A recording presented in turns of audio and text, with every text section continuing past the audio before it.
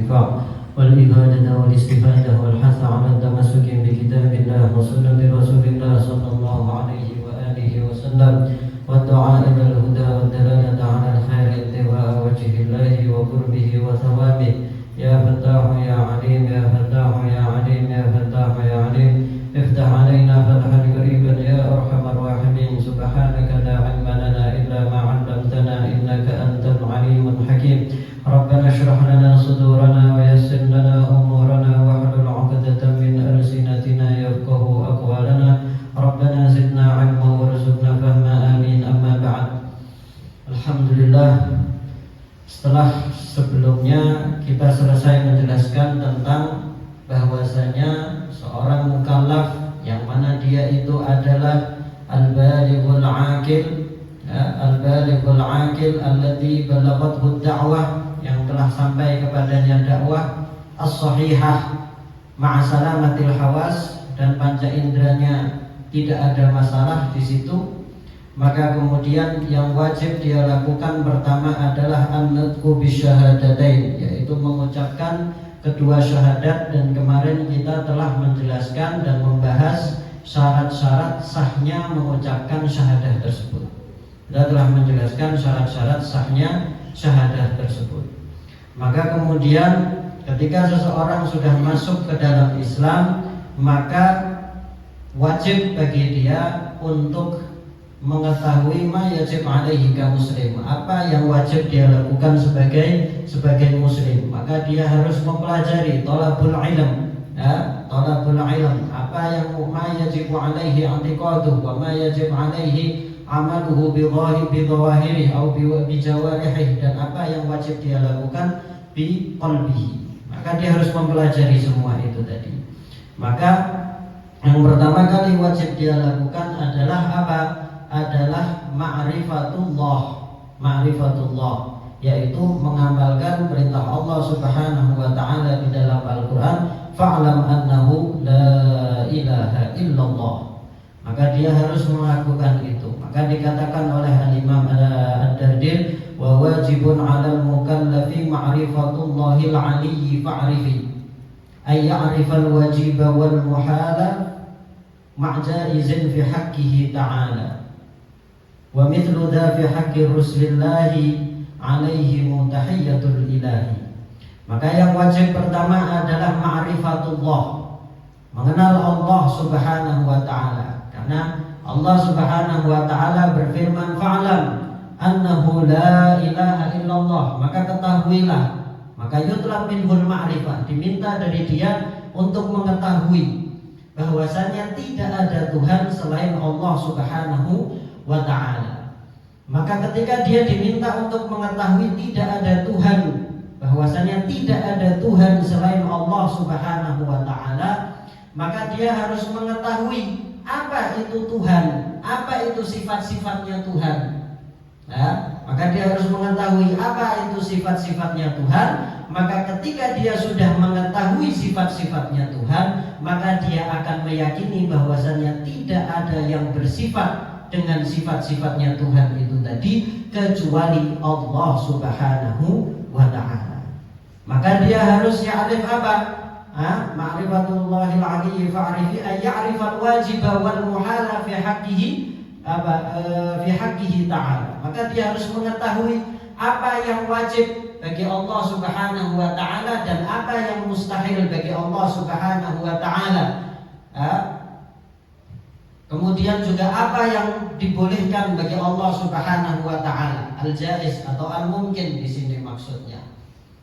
Maka dia harus mengetahui itu.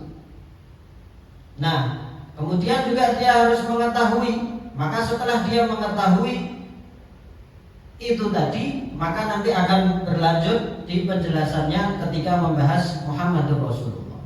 Baik, maka dikatakan tadi bahwasanya dia harus mengetahui apa yang wajib bagi Allah Subhanahu wa ta'ala. Apa maksudnya dari wajib di sini? Apakah Allah wajib melakukan sesuatu? Bukan. Maka wajib di sini yang dimaksud adalah wajib al-aqli. Al-wajib al-aqli. Ada namanya hukmul aql, ahkamul aqli, al-ahkam al-aqliyah. hukum akal. Hukum akal itu berbeda dengan hukum adat, berbeda dengan hukum syariat. Ya, hukum akal itu ada 3. Ya, aqsamu hukmil aqli la mahalah hiyal wujubu thumma al-istihalah thumma al-jawazu thalithul aqsami fafham munihtalat datal afhami. Maka aqsamul hukmil aqli, hukum akal itu ada 3. Ya, hukum akal itu ada 3. Aqsamu hukmil aqli la mahalah hiyal wujub. Yang pertama ada wujub. Ya, hiyal wujubu tsummal istihalah. Kemudian yang kedua ada mustahil. Ya. Yang kedua ada mustahil. Kemudian tsummal jawaz. Al-jawaz atau al-mumkin, al-jaiz atau al-mumkin. Tsummal jawaz tsalithul aqsami fafham munihtalat dalal afhami. Maka apa itu yang dimaksud dengan wajib, mustahil dan jaiz di sini? Apa yang dimaksud dengan wajib, mustahil dan jaiz di sini? Fal wajibul aqli ma lam yaqbali al-intifa fi dzatihi fabtahili. Maka yang wajib itu adalah apa? Ma lam yaqbali al-intifa, yaitu yang tidak mungkin terjadi. Yang tidak mungkin terjadi. La yutasawwar wujuduhu, tidak terfikirkan hal tersebut terjadi. Ma la yaqbalu al-intifa, yang tidak mungkin tidak terjadi, yang tidak mungkin tidak terjadi, pasti ada. Itu namanya wajib. Itu namanya wajib. Sesuatu yang misal wajib bisa wajib qadim dan bisa wajib hadis. Misal apa? Misal ada sesuatu yang tidak bergerak dan dia tidak diam. Ya. Hadis, sesuatu yang hadis dan dia layak taghayyar, tidak bergerak dan dia tidak diam. Masuk akal? Tidak masuk akal. Maka itu berarti wajib akli. Segala sesuatu itu pasti kalau tidak diam ya bergerak. Tidak ada sesuatu kok dia tidak diam dan dia tidak bergerak. Kalau dia adalah sesuatu yang hadir. Karena salah satu sifat hadis itu adalah at-taghayyur. Maka mau tidak mau dia akan bergerak. Itu contohnya wajib. Fal wajibul aqli ma lam yaqbali al-intifa fi dzatihi fabtahili. Kemudian wal mustahilu ma lam yaqbali fi dzatihi thubuta diddal awal. Adapun mustahil. Mustahil itu lawannya wajib. Mustahil itu lawannya wajib. Lawannya wajib gimana? Yang tidak mungkin terjadi. Yang tidak mungkin terjadi. Kalau wajib tadi yang pasti terjadi, yang pasti ada, itu namanya wajib. Yang pasti ada, itu namanya wajib. Kalau mustahil itu yang tidak mungkin ada. Tidak mungkin ada. Tidak mungkin ada. Maka kalau tadi kita kasih contoh bahwasannya yang wajib itu adalah apa? Kalau di dalam Al-Hawadits, di dalam makhluk Allah Subhanahu wa Ta'ala, yang wajib itu adalah sesuatu itu pasti kalau tidak bergerak ya diam. Maka yang tidak mungkin lawannya apa? Tidak mungkin ada sesuatu yang dia tidak bergerak dan dia tidak diam. Dia tidak bergerak dan dia tidak diam. Itu namanya mustahil aklan. Itu namanya mustahil aklan. Nah, kemudian wa kullu amrin yaqbalu thubuta wa kullu amrin yaqbalu al-intifa. Wa kullu amrin yaqbalu al-intifa wa kullu amrin qabilin lil-intifa wa lit-thubuti jaizun bila khafa. Wa kullu amrin qabilin lil-intifa wa lit-thubuti jaizun bila khafa.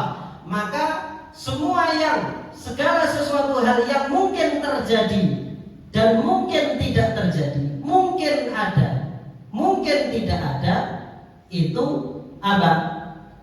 Itu namanya jaiz atau mungkin aklan.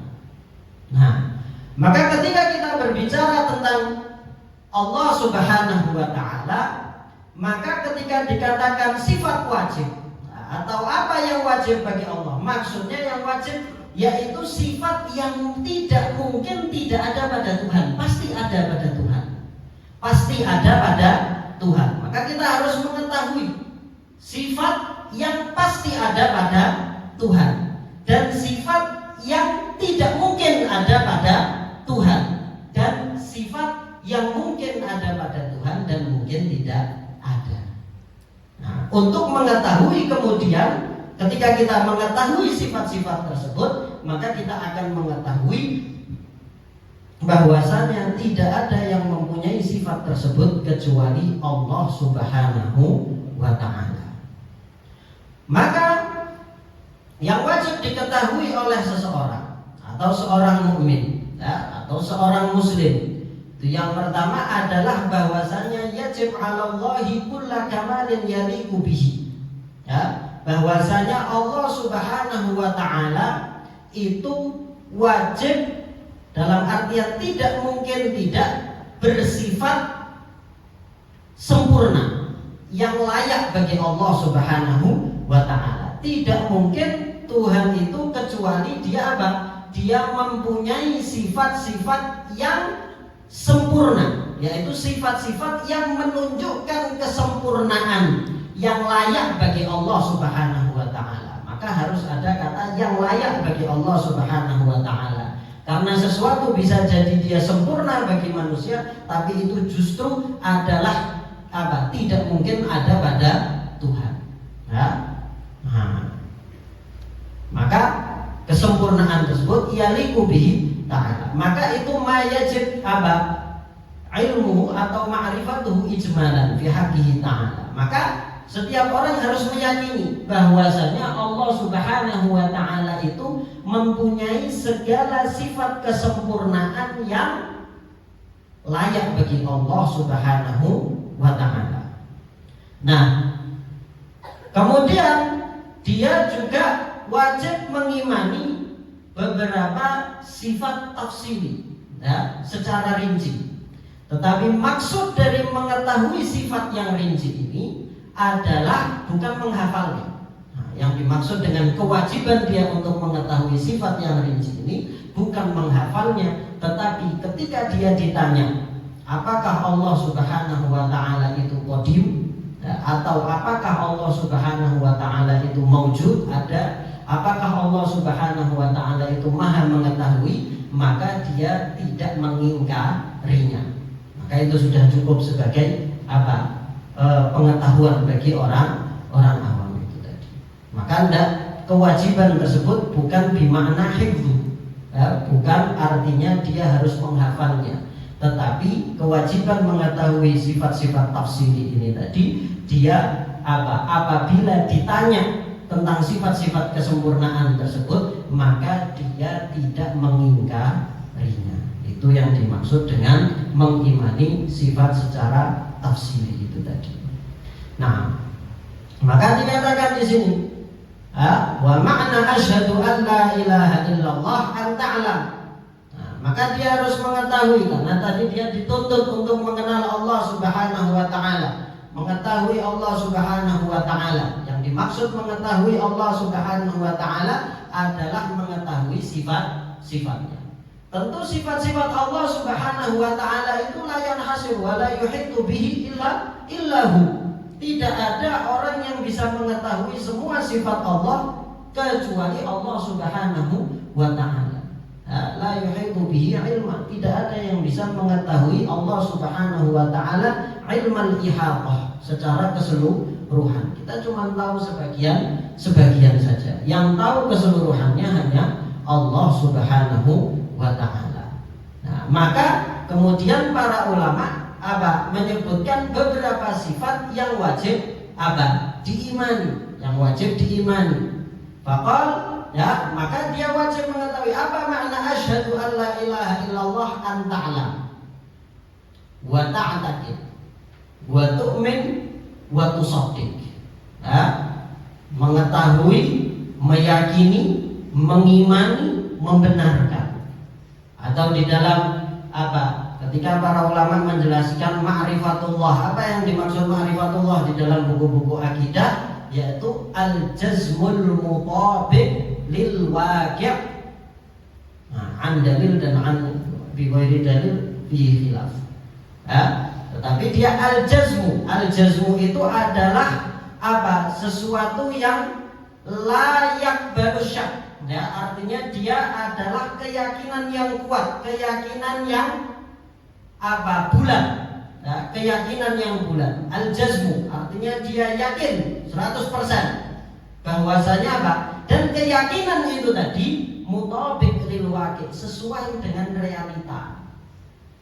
Sesuai dengan realita. Kalau tidak sesuai dengan realita itu namanya al-jahlu.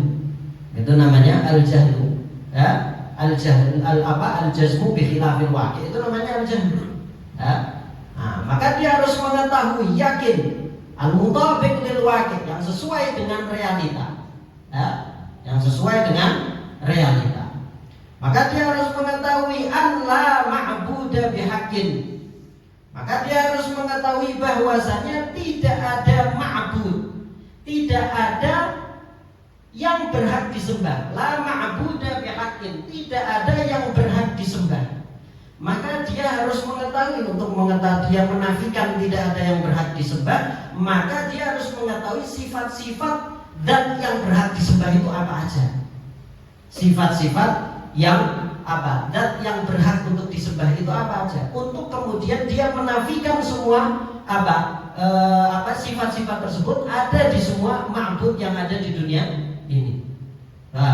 Maka kemudian dia akan mengetahui bahwasanya la ma'budu bihaqqin, tidak ada yang berhak disembah. Setelah dia mengetahui sifat-sifat sifat-sifat yang berhak disembah itu siapa, zat yang berhak disembah itu seperti apa, maka dia akan mengetahui bahwasanya fil wujudi, ya, tidak yang ada dari ma'bud-ma'bud yang ada itu tadi, maka yang berhak disembah itu hanya Allah Subhanahu wa ta'ala. Hanya Allah Subhanahu wa ta'ala. Maka di sini ada isyarah kepada sifatul wujud. Maka dia harus meyakini, tentu ya, namanya dia meyakini Tuhan, ya berarti dia harus meyakini bahwasanya Tuhan itu ada. Tidak mungkin dia tidak meyakini Tuhan itu ada, tidak jadi muslim dia kalau tidak meyakini bahwasanya Tuhan itu ada. Nah, la ma'budu bihaqqin fil wujudi illallah, kecuali Allah Subhanahu wa ta'ala. Al-wahidil ahad. Al-wahidil ahad. Apa yang perbedaannya antara al-wahid dan ahad? Al-wahid dan ahad. Nah, para ulama menyebutkan ada beberapa perbedaan antara al-wahid dan ahad ini tadi.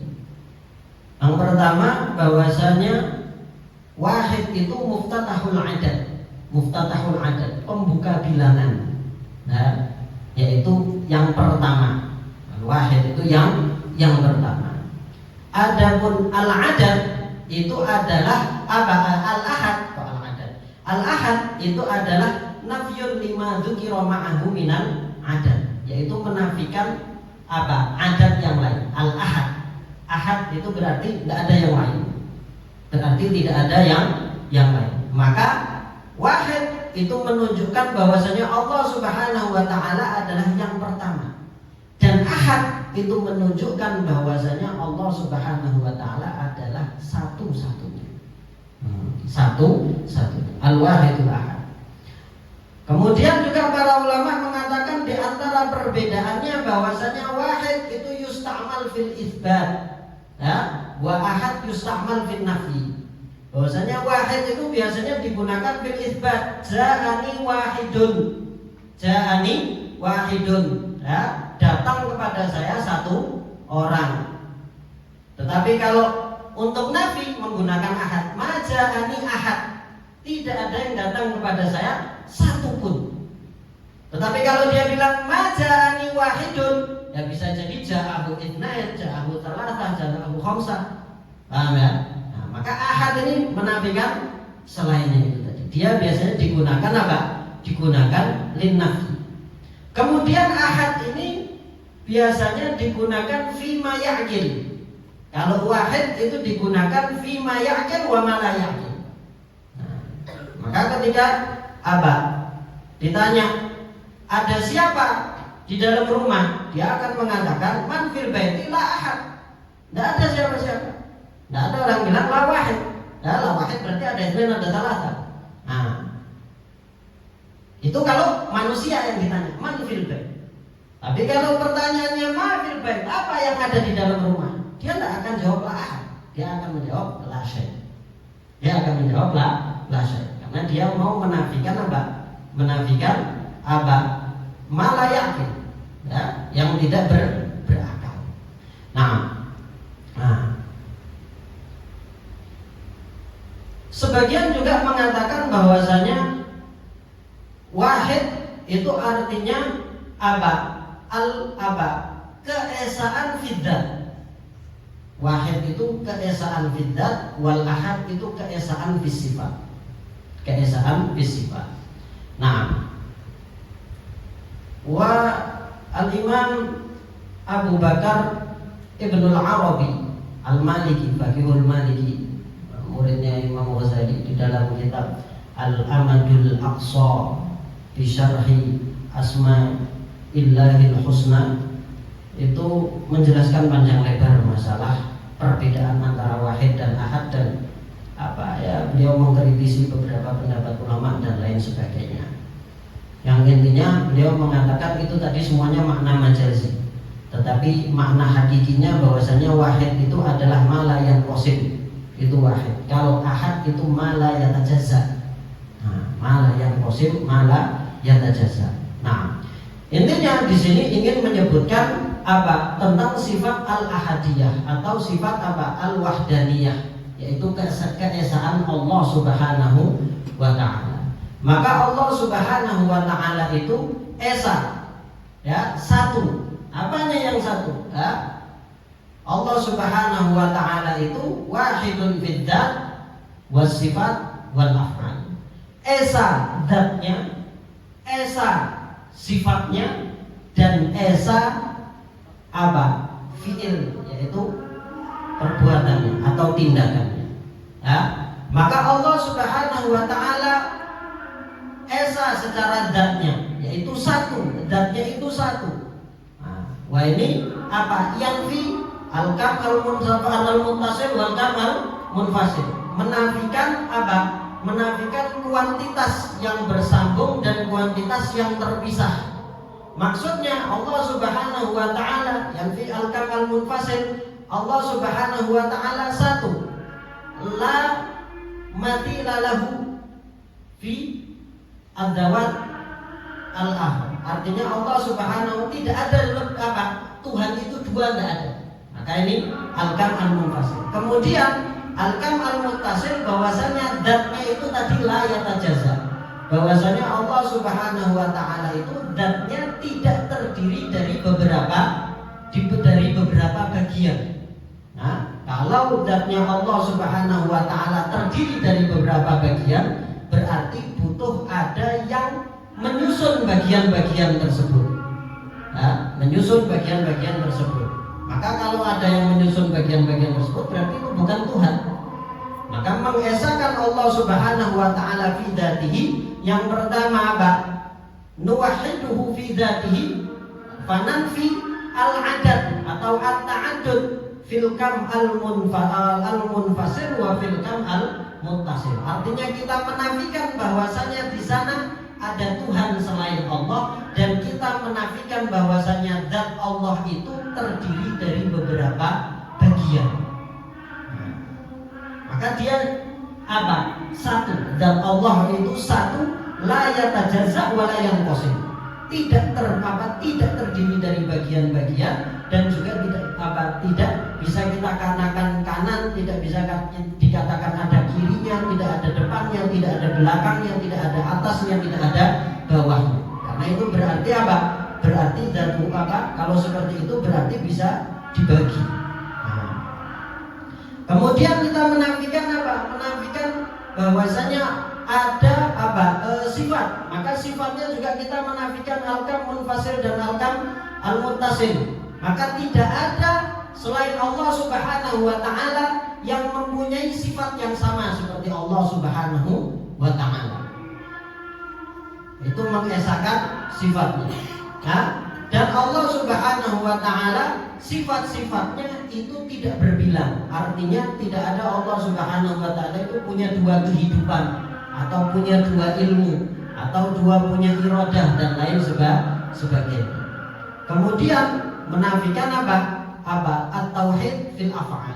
At-tauhid fil af'al artinya kita menafikan adanya orang yang mempunyai fi'il. Artinya ada al-mu'athir, adanya orang yang tidak ada zat selain Allah Subhanahu wa ta'ala yang berbuat, yang ya'mal. Tidak ada selain Allah Subhanahu wa ta'ala yang melakukan sesuatu. Karena apa yang dilakukan atau apa pergerakan, apa yang dilakukan, mau itu manusia, hewan dan lain sebagainya, itu adalah ciptaan Allah Subhanahu wa ta'ala. Maka itu adalah perbuatan Allah Subhanahu wa ta'ala. Allah Subhanahu wa ta'ala berfirman, wallahu khalaqakum wa ma ta'malun. Allah Subhanahu wa ta'ala yang menciptakan kalian dan apa yang kalian perbuat. Maka apa yang kita buat, apa yang kita lakukan, itu apa? Itu adalah fi'lullah, itu adalah khalqullah, itu adalah ciptaan Allah Subhanahu wa ta'ala. Lalu kenapa kalau misalnya itu adalah ciptaan Allah, kenapa kok kita dihukum atas maksiat? Kenapa kita kok dihukum atas maksiat kalau itu adalah ciptaan Allah? Maka kita katakan bahwasanya yang dihisab itu bukan fi'ilnya secara hakikat, tetapi al-kasb. Al-kasb itu apa? Kasb itu adalah ikhtiar, pilihan seseorang. Allah Subhanahu wa ta'ala mengatakan wa hadainahun najdain, dan kita apa? Kita tunjukkan kepada dia apa? Dua jalan, ya? Maka ada jalan ketakwaan dan ada jalan kefasikan. Maka mana yang kita pilih, maka itu yang diganjar oleh Allah Subhanahu wa ta'ala. Adapun setelah kita memilih, maka perbuatan yang dilakukan setelah itu adalah ciptaan Allah Subhanahu wa ta'ala.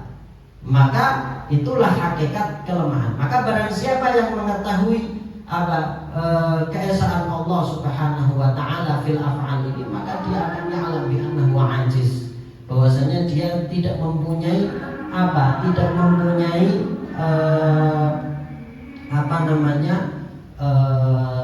tidak mempunyai peran apa-apa di dalam ketaatan itu tadi, karena itu semuanya adalah taufik dari Allah Subhanahu wa ta'ala. Karena pilihan itu pun tidak akan muncul pilihan itu kecuali apa yang masuk ke dalam kepala kita, apa yang terbesit ke dalam kepala kita. Kita tidak mungkin melakukan sesuatu yang tidak terbesit di dalam kepala. Pasti yang akan kita lakukan itu terbesit dulu di dalam kepala. Nah, sesuatu yang terbesit di dalam kepala ini, itu yang mendatangkan Allah Subhanahu wa ta'ala. Itu yang mendatangkan Allah Subhanahu wa ta'ala. Maka kita cuma bisa milih apa yang terbesit di dalam kepala kita. Karena itu sudah di luar kemampuan kita. Ada yang terbesit di kepala kita, tidak terbesit di dalam kepala kita. Maka itu keesaan Allah Subhanahu wa ta'ala.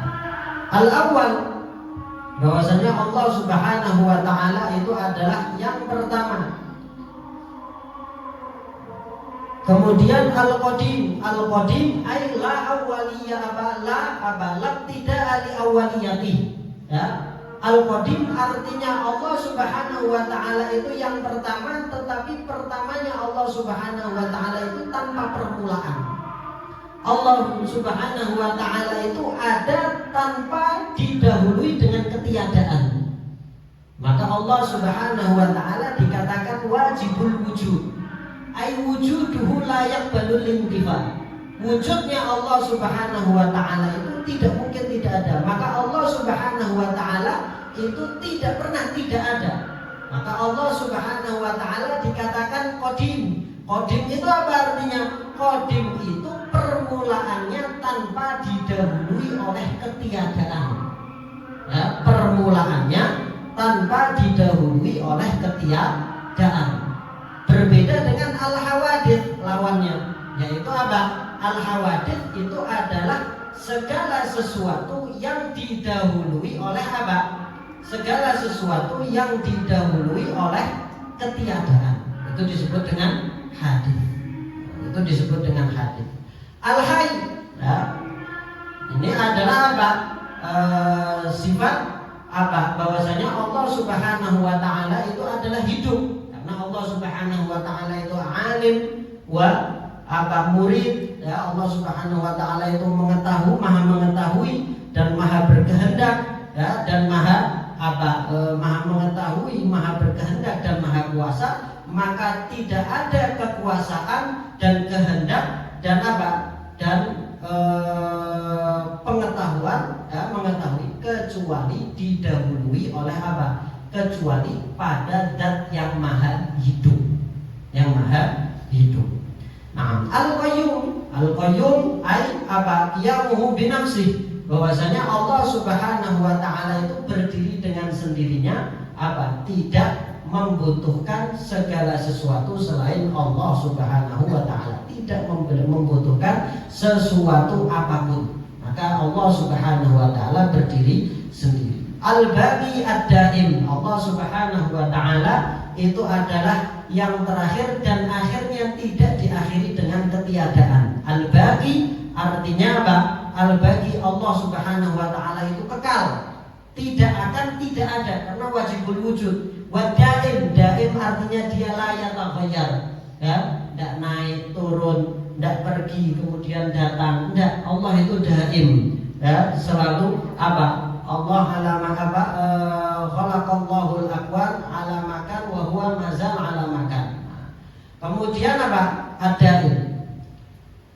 Kemudian al-khaliq, bahwasanya Allah Subhanahu wa taala itu satu-satunya yang menciptakan, tidak ada pencipta selain Allah Subhanahu wa taala. Ar-Raziq, ya, dan tidak ada yang memberikan rezeki kecuali Allah Subhanahu wa taala. Dan nanti sifat-sifat lainnya akan kita jelaskan di pertemuan setelahnya. Hadza wallahu a'lam wa sallallahu ala sayyidina Muhammadin wa ala alihi wa sahbihi wa